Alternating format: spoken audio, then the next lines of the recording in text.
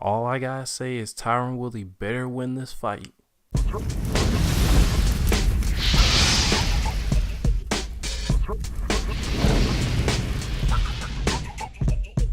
What is up, guys? This is Godzilla Suplex, and welcome to today's episode of UFC Zilla, as I'll be breaking down the matchup and the fantastic rematch between Tyron Woodley and Robbie Lawler. But before I do that, please hit that subscribe button.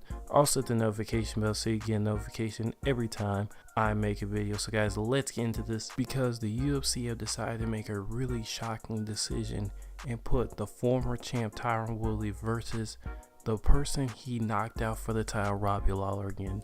Both of these guys are really desperate for a win, and this just makes the fight even more interesting.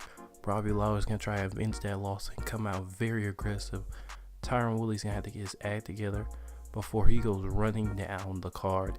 And he cannot blame nobody but himself after that disappointing fight against Tyron Usman. And just everything's on the line for these two fighters. But now, let's get into the fighter goals. What is the key to win this fight for Robbie Lawler? Coming off of a loss to Ben Askren, what does he need to do to really get this fight in his favor and start reclimbing his way up the ladder? And I think he has to watch out for Woodley's right hand. Woodley's desperate. He's in a bad place. He wants the title. And of course, these are both hungry fighters, so he's going to have to stay in the pocket, really pressure Tyron Woodley in the corner, and try to maybe take him down and mix it up with him. Come in striking at a very odd angle where Tyron Woodley cannot directly affect his power towards you, and try to get him in a bad position, hit him with the awkward shot, and then keep piling on him until you get the decision victory or the knockout victory, because he keeps himself on his back foot, really keeps the momentum where Tyron Woodley can't necessarily hit him as hard as he usually does, and really just makes him miss over and over again. It's going to add up. He's going to get frustrated, and he's going to leave himself wide open to a power shot from Robbie Lawler. So what does Tyron Woodley need to do to win this fight? I think it's very complicated to try to recreate what happened, because it was such a perfect punch. But he has to stay in front of Robbie Lawler and threaten the takedown. If he could threaten the takedown against Robbie Lawler and actually take him down and impose his will on him, it's going to be hard for Robbie Lawler to predict what he's going to do next, because between Tyron Woodley's very well-timed dash and burst of power, and between his great wrestling, it's going to be tough for Robbie Lawler to even see what necessarily Tyron Woodley is doing or coming. So for Tyron Woodley, he really needs to keep it mixed up and really keep his options open to get around Robbie Lawler's great boxing. So just the situations that can arouse from this fight are just so interesting, because the first time was just a straight knockout by Tyron Woodley. Of course, things have changed. Robbie Lawler nor Tyron Woodley are the champions, and they're just fighting to stay in relevancy in that division. But now let's get on to our scenarios. Here's one that I propose in that first round, a very key first round, the feeling hot process. And what if Tyron Woodley gets hurt? Now, we have rarely seen Tyron Woodley get hurt in his career, and to be hurt by somebody who's formerly knocked him out, what is that going to be like? Can Tyron Woodley come back, and what would be his form of action? Because, you know, fights are based off scenarios and matchups, so that's why I like to break it down that way rather than saying who wins and who wouldn't win. So Tyron Woodley being in that situation, being hurt, getting outstruck, can he really go to the takedown? Because naturally, that's where Robbie Lawler knows he's going to try and go to and stop him with the takedown. And we already know that Robbie Lawler has pretty good takedown defense, because Ben Askren had a little bit of a hard time taking him down. So Robbie Lawler is not going to be scared. You know, he's going to be ready to mix it up with Tyron Woodley and keep him at bay as far as his wrestling. He is not getting taken down. So Tyron Woodley, I think he could come back, but he would be a little bit slower, a little bit more timid, and try to use power instead of volume, which could either go 50-50 for a lot of fighters. But because Tyron Woodley wouldn't necessarily have the space, and Robbie Lawler wouldn't be trying to crowd him for a takedown like Usman did, I think he could get out of that pretty well. But, you know, what if it's backwards? What if Robbie Lawler gets rocked again? What does he do to switch up his strategy? Because once Tyron gets that game going, then he likes to threaten you with the takedown. So it makes for a very interesting fight, and for Robbie Lawler to be in that situation You got to weather the storm, and you got to think of long term. We know Tyron Woodley gasses, very long term in his fights. So if you get hurt early, weather that power, try to throw some volume shots, some low punches, and try to drag this fight out where you can beat him out with the stamina. And once he gets still and timid and his legs are hurting and standing one place, then you can unload all your stuff on him. So this takes us to the second round, where I think most likely Tyron Woodley is going to start firing back, because the first round, Robbie Lawler is really going to try and up that pace, try to get a round up on him, and Tyron Woodley in the second round is probably going to respond. And what I most likely think that's going to happen in that round is that Tyron Woodley is going to respond, and Robbie Lawler, out of respect, is going to step back and try to pick his shots that round. Now, who wins? It's anybody's guess, but the third round is really going to tell it, because that's when all the feeling's done and the real serious fighting is going to begin. Because in that third round, let's just say it's 1-1 or 2-1, it's going to be very important to try and get that round. That round's pivotal, because it's going to change whether Tyron Woodley is non-aggressive and is weighing with power, or is he aggressive trying to mix up with the takedown. Because you gotta think, if he's down 2-1 after the third round, he's going to have to get a takedown or mix it up. That's one of the two things he's gonna have to do. He's gonna be aggressive, but if he's ahead, he's gonna be relaxed and be waiting for a power shot, whereas the other way around. So really depends on who wins the first 3 rounds, or who gets the best of those. It's gonna be really, really interesting to see. Then the 4th and 5th round, if it goes that far, we also have to think about Robbie Lawler, Tyron Woodley's stamina.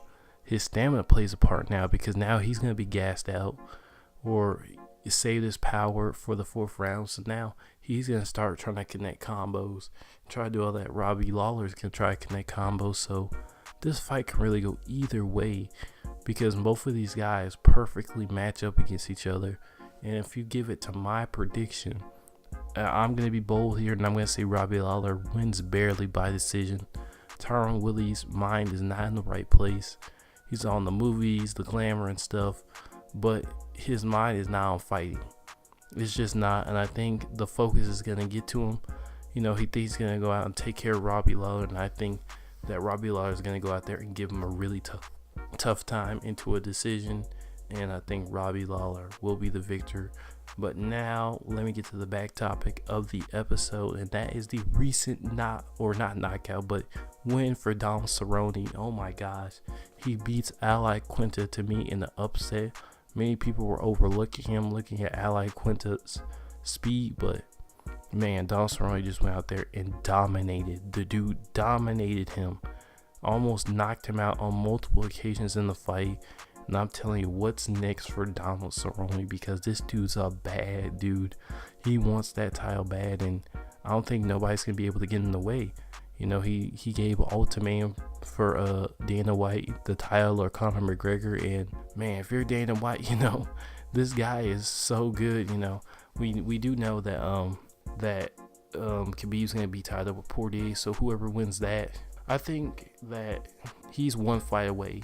And this is a very weird situation if you're Dana White. Do you pin him against Conor McGregor? And really, the division, is really decided after that fight, because if Khabib loses, which he very well could, because he has not faced somebody as well-rounded as Dustin Poirier. Then you're thinking about Tony Ferguson versus Poirier, Donald Cerrone versus Poirier, and Justin Gaethje versus Poirier. Whereas if Khabib wins, then you gotta think about Tony Ferguson and all that stuff. So Cowboy Cerrone is really at the backseat, and between Conor McGregor, Justin Gaethje, and Donald Cerrone are all assets that you really want to build, because if any of those 3 become champion, we know that the UFC's revenue stream is gonna go way up. Especially if Conor McGregor wins, or Donald Cerrone, or any of these guys fight for the title against each other, it is instant money. So when we talk about it, we really have to be careful about pitting those guys and tearing each other down. We want to get one of those guys the title if we can against Khabib. And really, it could play out multiple ways. Okay, let's take this into thought. Okay, Khabib fights, and this is if Khabib loses. Dustin Poirier is the new champion. Khabib's not going to get an instant rematch. he's probably going to fight Tony Ferguson for a number one contenders. Okay, so then that leaves Dustin Poirier wanting a fight. So who's he going to fight? He can't fight Alaquinte. He just got knocked out. Down Cerrone would be there and would be very, very deserving. So it would be a great fight. You could sell that fight all day. Tony Ferguson versus Cowboy Cerrone. I mean, that would be just instant classic. Or excuse me, Dustin Poirier. And that'd be instant classic. Or you could do Justin Gaethje versus Poirier too for the title. Not saying they wouldn't do that early, but still, that would be a monster fight to do. So in that case, you know, we're just sitting here thinking about it. There are multiple matches because he could fight Tony Ferguson for the title, and that's a very favorable matchup because he's so big. So if he wins that, but here's the biggest thing, and where the UFC benefits. Okay, he faced Poirier or Tony Ferguson, or you know, one of those two for the title. Okay, he beats them. Okay, well not beats them, but Donald Cerrone beats them. Conor McGregor comes in for the title, for the UFC championship, break all box office records. Donald Cerrone versus Cowboy Cerrone versus Conor McGregor for the UFC championship would just do numbers. Conor McGregor, that's a favorable matchup. They're both welterweights. They're both big for that division. And Conor McGregor wins. It's like, okay, then you could do Nate Diaz versus Conor McGregor for the title. Jesus. I mean, this would be box office cash rolling in. I mean, then you could do him versus Justin Gaethje, cash rolling in. Khabib could come back. Khabib too, if he loses, just still cash rolling in. Then Tony Ferguson versus Conor, cash rolling in for the number one contenders. I mean, that would just be money, money, money, money, money. Now let's go to the other scenario where Khabib wins. Okay, Khabib knocks off Poirier. Okay, Conor's looming in the background still. So that means Conor would have to fight Justin Gaethje. I think that's a very good fight to start off. There's not going to be any takedowns, and it's going to be real respectful. Let's just say Gaethje or Conor wins. That really doesn't matter. Cowboy versus Khabib, and the size would be really telling because Khabib is, you know, usually even with the man, but Cowboy Cerrone is so big that it might actually make a difference with the striking. Like he might be what Nate Diaz was to Conor. So it'll be very interesting. And if he wins that fight, goes down in history.